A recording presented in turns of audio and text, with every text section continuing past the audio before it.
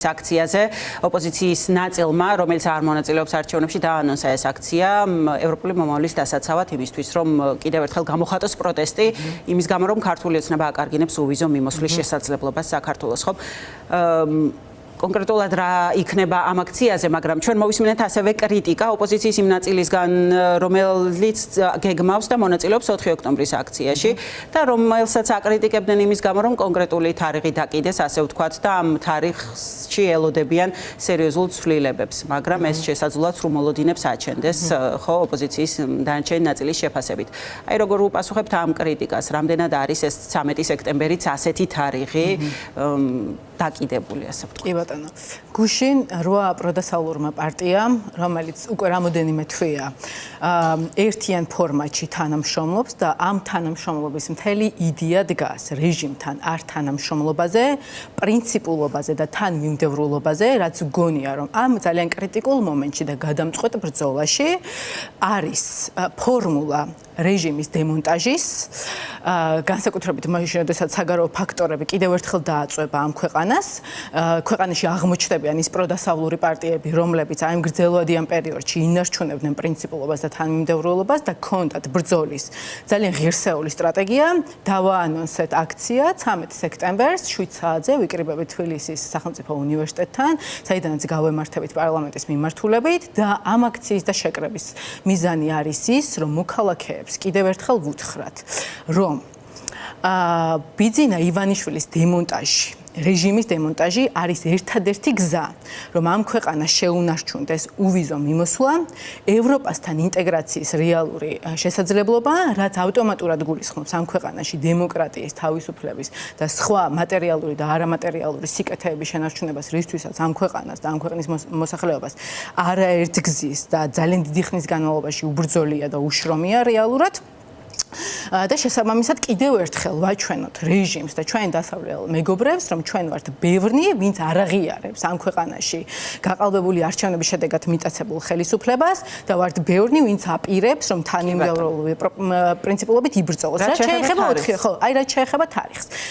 რეალური განსხვავება 13 სექტემბრის და 4 ოქტომბრის დაანონსებულ აქციებს შორის, ჩვენ მივესალმებით ყველა აქციას, რომელიც რეალურად, ხო, და შეკრებას, რომელიც რეალურად რეჟიმის წინააღმდეგ არის მიმართული. მაგრამ ძირითადი განსხვავება არის ის, რომ 13 ოქტომბერი არ არის ბოლო თარიღი და ჩვენ არ ვქნით იმ მოლოდინს განსხვავებით 4 ოქტომბრისაგან, რომ 13 ოქტომბერი არის ის ბოლო თარიღი, როდესაც უნდა გადაწყდეს ამ ბრძოლის ბედი. ამ ნაწილში ის კრიტიკაც არსებობს, რომ თქვენ მუდმივად ნიშნავთ საპროტესტო აქციებს, არის სხვადასხვა თარიღი, მუდმივად ლაპარაკობთ იმაზე, რომ შეიძლება ეს პროტესტი გაგრძელდეს დაუსრულებლად და თქვენვე არ გჯერათ, რომ ამას შეიძლება რამე კონკრეტული და გადამწყვეტი შედეგი მოჰყვეს. არა, ჩვენ რახან გვჯერა, იმიტომ ვართ ამ გზაზე. რახან ჩვენ გვჯერა ჩვენი კოალიციის ლიდერები ნიკა მელია, ნიკა გვარამია, ზურა ჯაფარიძე, ხო, თავიანთი თავისუფლების დათმობის ხარჯზე და იმიტომ არიან ციხეში, იმიტომ ჩვენ გვჯერა რეალურად, რომ არა კონკრეტული თარიღების ჩამოკიდებით და მე ამ თარიღების ისე დაანონსებით, რომ თითქოს ეს არის ბრძოლის და შეტაკების ბოლო თარიღი და მორიგი ფრუსტრაციის გაჩენით მოსახლეობაში, იმიტომ რომ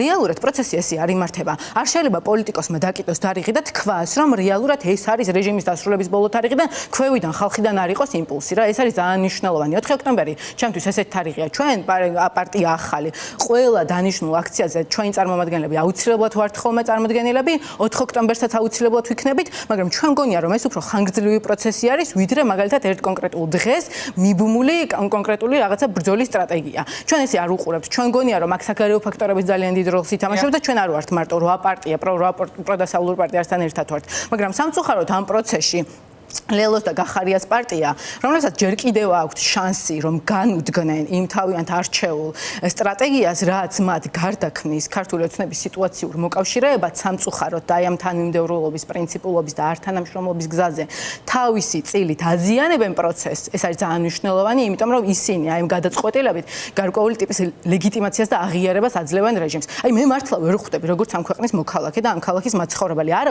პარტიის წარმომადგენელი, რომელმაც ბოიკოტი გამოუცხადა ეხა და მაგალითად კრიმინალურ პროცესად გარდაქმნილ ეგრეთ წოდებულ არჩევნებს. ხო, ჩვენ არ ვიღებთ მონაწილეობას არჩევნებში რიგი მიზეზების გამო, რაც მოსახლეობამ ძალიან კარგად იცის, ჩვენზე უკეთესად იცის, იმიტომ რომ ამ ქვეყანაში მოქალაქეებს წაართვეს არჩევანის უფლება.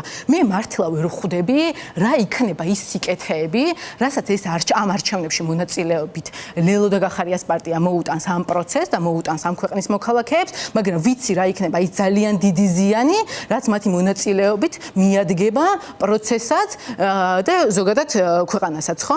და იქნება ეს ნორმალიზება, იქნება ერთი იქნება ნორმალიზება. ჩვენ ხა გუშინ უყურეთ, რომ ლელოს და გახარიას წარმომადგენლები იჯდნენ CSKO-ში და კალანდარიშვილთან ქონდათ ბაასი, ხო? იმ კალანდარიშვილთან, რომელსაც 4-ვე პარტია და არ მხოლოდ ის 4 პარტია, რომელმაც გადალახა საპარლამენტო ბარიერი და მიიღო მანდატები, არამედ სხვა დასავლური პარტიებიც ვაბრალებდით და მოქალაქეები ამ ქვეყნის აბრალებდნენ ამ ქვეყანაში ძალიან დიდი სპეცოპერაციის ჩატარებას და არჩევნების გაყალბებას. აი კალანდარიშვილს ვაბრალებდით, ის იყო მთავარი შემსრულებელი და ჩვენ ვხედავთ მერე პროდასავლური პარტიების და ოპოზიციური პარტიების წარმომადგენლებს და ბას, ხო რაღაცა წარმოუდგენელია თუ ეს კაცი არჩევნებს აყალბებს და როგორ შეიძლება მასთან ერთად ერთ მაგიდაზე ვისხდეთ და მერე გახარიას პარტიის წარმომადგენელი გამოდიოდეს და გვეუბნებოდეს რომ 4 ოქტომბერს არჩევნების გაყალბებისთვის ემზადებიან დამკვირვებლებს არაძლევენ თავისუფლად დაკვირვების შესაძლებლობას და რიგი შეზღუდვებია რომელიც აუცილებლად გავლენას მოახდენს და კიდევ ერთხელ მიიტაცებს არჩევნებს, ხო?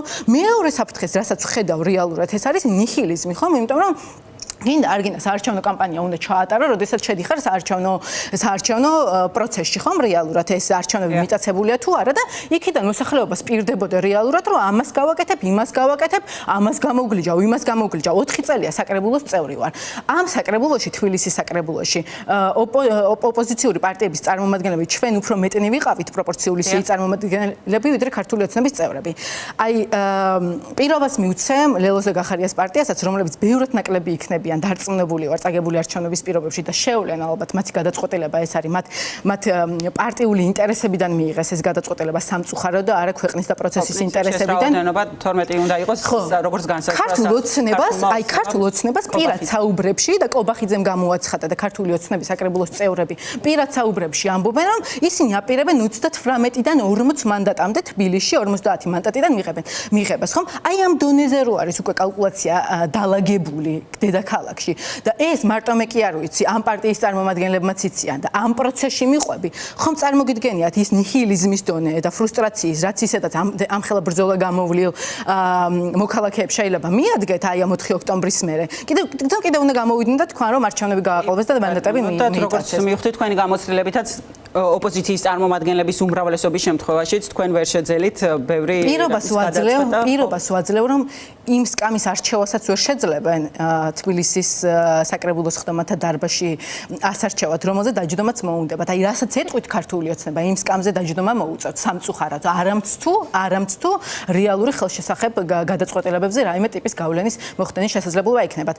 ერთადერთი ამ ქვეყანაში და ამ ქალაქებში და თვითმმართველობებში რამე რო შეიცვალოს, ერთადერთი გამოსავალი არის რომ ბიძინა ივანიშვილის რეჟიმის დემონტაჟი უნდა მოხდეს, მხოლოდ ორი სიტყვის და ეს ფორმულა გადის ერთიანობაზე, პრინციპულობაზე და თანმიმდევრულობაზე. კი ბატონო